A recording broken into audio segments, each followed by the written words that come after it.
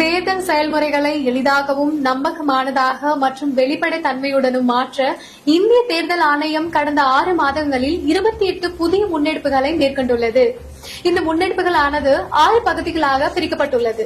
அரசியல் கட்சிகளுடனான இணைந்த செயல்பாடுகள், தேர்தல் முறைகளுக்கான தூய்மைப்படுத்துதல், தொழில்நுட்பத்தின் பயன்பாடு, வாக்காளர் பட்டியலின் துல்லியம், வாக்களிப்பதை எளிதாக்குதல் மற்றும் திறன் மேம்பாடு ஆகியனவாகும். இந்த காணொலியில் இந்திய தேர்தல் ஆணையத்தால் பதிவு செய்யப்பட்ட அங்கீகாரம் பெறாத அரசியல் கட்சிகளில் தற்போது செயல்பாட்டில் இல்லாதவற்றை பதிவு செய்யப்பட்ட கட்சிகளின் பட்டியலிருந்து நீக்கம் செய்ய மேற்கொண்ட நடவடிக்கைகளை பற்றி காணப்போகிறோம். இந்திய தேர்தல் ஆணையம் மேற்கொண்ட இம்முயற்சியின் அடிப்படையில் முதல் கட்டமாக 334 செயல்படாத பதிவு பெற்ற அங்கீகாரம் பெறாத கட்சிகள் இப்பட்டியலிருந்து நீக்கப்பட்டன.